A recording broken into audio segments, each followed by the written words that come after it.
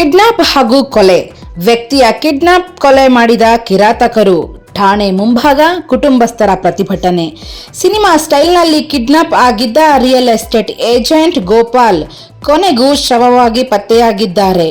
ಇಡೀ ರಾತ್ರಿ ಕಾರ್ಯಾಚರಣೆ ನಡೆಸಿದ್ರೂ ಕಿಡ್ನಾಪರ್ ಸುಳಿವು ಸಿಕ್ಕಿರಲಿಲ್ಲ. ಇದೀಗ ತಮಿಳುನಾಡಿನ ಡೆಂಕನಿಕೋಟೆ ಬಳಿ ಗೋಪಾಲ್ ಶವ ಪತ್ತೆಯಾಗಿದ್ದು ಕುಟುಂಬಸ್ಥರು ಆಕ್ರೋಶ ಆಕ್ರಂದನ ಮುಗಿಲು ಮುಟ್ಟಿದೆ. ಇಷ್ಟಕ್ಕೂ ನಡೆದುದಾದರೂ ಏನು ಅಂತೀರಾ? ಈ ಕುರಿತು ಕಂಪ್ಲೀಟ್ ಮಾಹಿತಿ ಇಲ್ಲಿದೆ ನೋಡಿ. ಕಿಡ್ನಾಪ್ ಆಗಿದ್ದ ರಿಯಲ್ ಎಸ್ಟೇಟ್ ಏಜೆಂಟ್ ಗೋಪಾಲ್ ಮೃತದೇಹ ಪತ್ತೆ.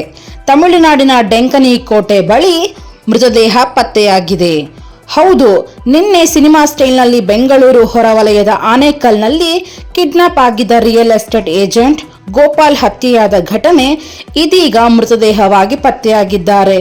ನಿನ್ನೆ ಸಂಜೆ ದುಷ್ಕರ್ಮಿಗಳು ಗೋಪಾಲ್ ಅವರ ಕಾರನ್ನ ಅಡ್ಡಗಟ್ಟಿ ಜೊತೆಯಲ್ಲಿದ್ದ ಸತೀಶ್ ಎಂಬುವವರಿಗೆ ಕಣ್ಣಿಗೆ ಸ್ಪ್ರೇ ಮಾಡಿ ಗೋಪಾಲ್ರನ್ನ ಅಪಹರಿಸಿ ಕರೆದೊಯ್ದಿದ್ದರು.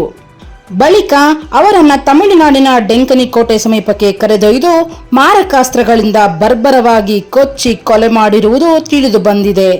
ಇಂದು ಡೆಂಕನಿಕೋಟೆ ಬಳಿ ಗೋಪಾಲ್ ಅವರ ಮೃತದೇಹ ಪತ್ತೆಯಾಗಿದ್ದು, ಇದರ ಬೆನ್ನಲ್ಲೇ ಆನೇಕಲ್ ಪೊಲೀಸ್ ಠಾಣೆ ಬಳಿ ಗೋಪಾಲ್ ಕುಟುಂಬಸ್ಥರು ಪ್ರತಿಭಟನೆ ನಡೆಸುತ್ತಿದ್ದಾರೆ.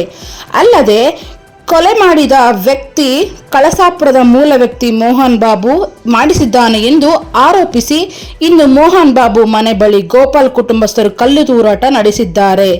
ಇನ್ನ ಸ್ಥಳಕ್ಕೆ ಬಂದ ಆನೇಕಲ್ ಪೊಲೀಸರು ಸ್ಥಳದಲ್ಲಿ ಇದ್ದವರನ್ನ ಸಮಾಧಾನ ಪಡಿಸಿದ್ದಾರೆ.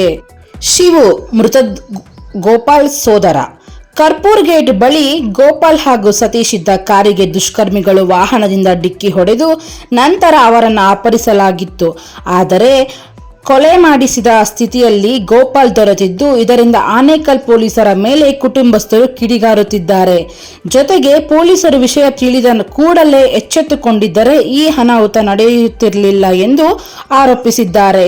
ಅಲ್ಲದೆ ಮೃತದೇಹವನ್ನ ತಮ್ಮ ವಶಕ್ಕೆ ಪಡೆಯದೆ ಪೊಲೀಸ್ ಠಾಣೆ ಮುಂಭಾಗ ಪ್ರತಿಭಟನೆಗೆ ಕೂತಾಗ ತಮಗೆ ನ್ಯಾಯ ಬೇಕು ಎಂದು ಒತ್ತಾಯಿಸುತ್ತಿದ್ದಾರೆ. ಭಾಗ್ಯಮ್ಮ ಮೃತದೇಹ ಸಂಬಂಧಿಕರು. ಇನ್ನು ಆರೋಪಿ ಮೋಹನ್ ಬಾಬು ಈಗಾಗಲೇ ಪೊಲೀಸರ ವಶದಲ್ಲಿದ್ದು ಸುಪಾರಿ ನೀಡಿದ್ದ ಎಂಬ ಆರೋಪ ಕೇಳಿ ಬಂದಿದೆ. ಕೊಲೆ ಆರೋಪಿಗಳು ಶಿವಮೊಗ್ಗದ ಕಡೆ ಹೋಗಿದ್ದಾರೆಂಬ ಮಾಹಿತಿ ಇದ್ದು ಅವರನ್ನ ಹಿಡಿಯಲು ಪೊಲೀಸರು ಸಹ ಬೆನ್ನತ್ತಿದ್ದಾರೆ. ಆರೋಪಿಗಳು ಯಾರೇ ಆದರೂ ಸಹ ಅವರನ್ನು ಆದಷ್ಟು ಬೇಗ ಹಿಡಿದು ಜೈಲುಗಟ್ಟುತ್ತೇವೆ.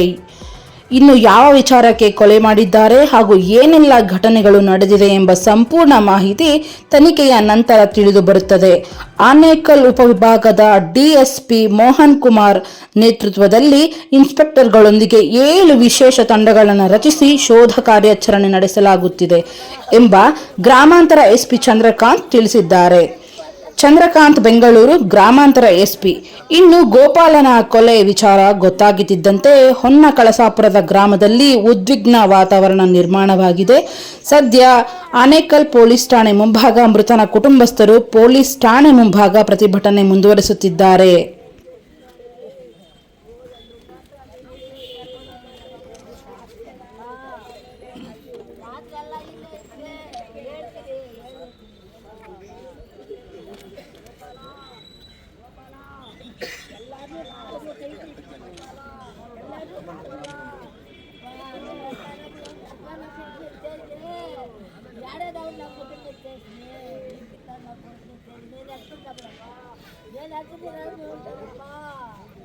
ಆನೇಕಲ್ನ ನಮ್ಮ ಸಮುದಾಯದ ಬಲಿಜ ಸಮುದಾಯದ ಹುಡುಗ ಗೋಪಾಲ್ ಅನ್ನೋ ಹುಡುಗ ಮರ್ಡರ್ ಆಗಿತ್ತು.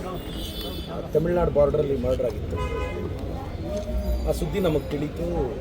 ಬೆಳಗ್ಗೆಯಿಂದ ನಮ್ಮ ಸಮುದಾಯದವರೆಲ್ಲ ಭಾಳ ನೊಂದಿದ್ರು. ಬ್ರೂಟಲಿ ಮರ್ಡರ್ ಮಾಡಿದ್ದಾರೆ ಅಂತ ಒಬ್ಬರ ಸಸ್ಪೆಕ್ಟ್ ಮೇಲೆ ಕಂಪ್ಲೇಂಟ್ ಕೊಟ್ಟರು. ನಾನೀಗ ಅಸೆಂಬ್ಲಿ ಮುಗಿಸ್ಕೊಂಡು ಬಂದು ಈಗೆಲ್ಲ ಡೀಟೇಲ್ಸ್ ತೊಗೊಂಡಿದ್ದೀವಿ. ಮರ್ಡ್ರಿಗೆ ಯಾರು ಮಾಡಿಸಿದ್ದಾರೆ ಆತನ ಈಗಾಗಲೇ ಅರೆಸ್ಟ್ ಮಾಡಿಸಿದ್ದಾರೆ. ಎರಡನೇದು ಇನ್ನಿಬ್ಬರು ಸಸ್ಪೆಕ್ಟ್ಸ್ ಯಾರು ಮರ್ಡರ್ ಮಾಡಿದ್ದಾರೆ ಅವರು ಈಗ ಶಿವಮೊಗ್ಗ ಹತ್ತತ್ರ ಅಲ್ಲೆಲ್ಲೋ ಟ್ರೇಸ್ ಮಾಡಿದ್ವಿ. ಸೊ ಆದಷ್ಟು ಬೇಗ ನಾಳೆ ಒಳಗೆ ಅವ್ರನ್ನೂ ಅರೆಸ್ಟ್ ಮಾಡ್ತೀವಿ. ಸೊ ಯಾರೊಬ್ಬರನ್ನೂ ಎಕ್ಸ್ಕ್ಯೂಸ್ ಮಾಡೋ ಇದಿಲ್ಲ. ನಾನೀಗ DGP ಸಲೀಂ ಸರ್ ಜೊತೆ ಮತ್ತು ನಮ್ಮ SP ಅವ್ರ ಜೊತೆ ಸ್ಥಳೀಯ ಪೊಲೀಸರ ಜೊತೆ ಮಾತಾಡಿದ್ವಿ. ಖಂಡಿತವಾಗೂ ಯಾರು ತಪ್ಪು ಮಾಡಿದ್ದಾರೆ ಅವ್ರನ್ನೆಲ್ಲ ಒಳಗೆ ಹಾಕಿಸ್ತೀವಿ. ಸರ್ ಇದು ಅವರಿಬ್ಬರು ಸ್ನೇಹಿತರಾಗಿದ್ದರು, ಬಿಸ್ನೆಸ್ಸಲ್ಲಿದ್ದರು ಅಂತ ಕೇಳಿಬಂತು. ಬಟ್ ಇದೊಂದು 10-12 ವರ್ಷದಿಂದ ನಡೆದಿದೆ ಅಂತ. 10-12 ವರ್ಷದಿಂದ ನಡೆದಿದೆ. ಅವ್ರಿಗೆ ಯಾವಾಗಲೂ ಥ್ರೆಟ್ ಕಾಲ್ಸ್ ಎಲ್ಲ ಗೋಪಾಲ್ ಅವ್ರಿಗೆ ಬಂದಿದೆ ಅವರಿಂದ. ಆದರೆ ಅವ್ರ ಕುಟುಂಬದವ್ರು ಯಾರ ಹತ್ರನೂ ಹೇಳ್ಕೊಂಡಿಲ್ಲ. ಅವ್ರಿಗೆ ಥ್ರೆಟ್ ಕಾಲ್ಸ್ ಬಂದಿದೆ, ನಿನ್ನನ್ನು ಮುಗಿಸ್ತೀವಿ ಅಂತ ಹಿಂಗೆಲ್ಲ ಮಾತಾಡಿದ್ದಾರೆ.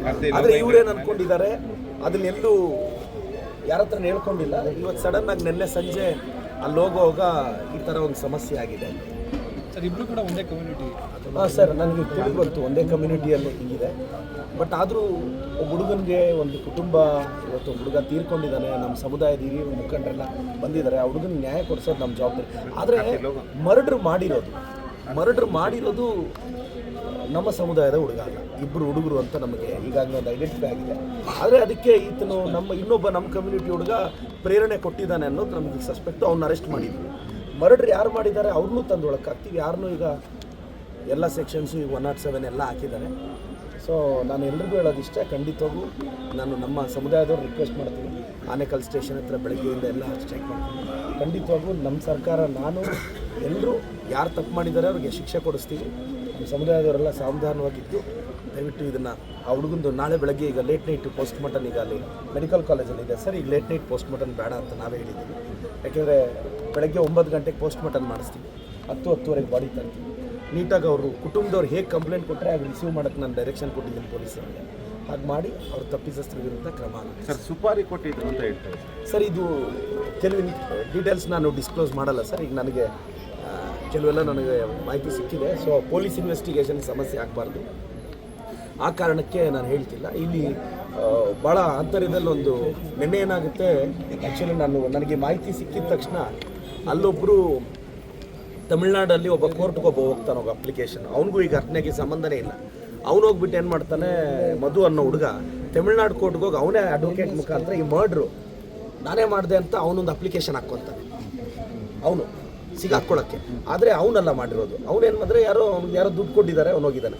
ಅಲ್ಲಿ ಯಾವುದೇ ಕಾರಣಕ್ಕೆ ಅವ್ನು ಕಸ್ಟಡಿ ತೊಗೊಳಕ್ಕೆ ಬಿಟ್ಟಿಲ್ಲ. ಈಗ ಅವನ್ನ ಕರೆದು ಇನ್ವೆಸ್ಟಿಗೇಷನ್ ಮಾಡಿ ಫರ್ದರ್ ಎಲ್ಲ ಇನ್ವೆಸ್ಟಿಗೇಷನ್ ಡೀಟೇಲ್ಸು ನಿಮ್ಗೆ ಗಮನಕ್ಕೆ ತಂದು ಮಿಕ್ಕಿದ ಇಬ್ಬರನ್ನ ನಾಳೆ ಸಂಜೆ ಒಳಗೆ ಅರೆಸ್ಟ್ ಮಾಡಿ. ಕಾನೂನು ಸ್ವಲ್ಪ ಬಿಗಿ ಆಗಬೇಕು ಅನ್ನೋ ಸರ್.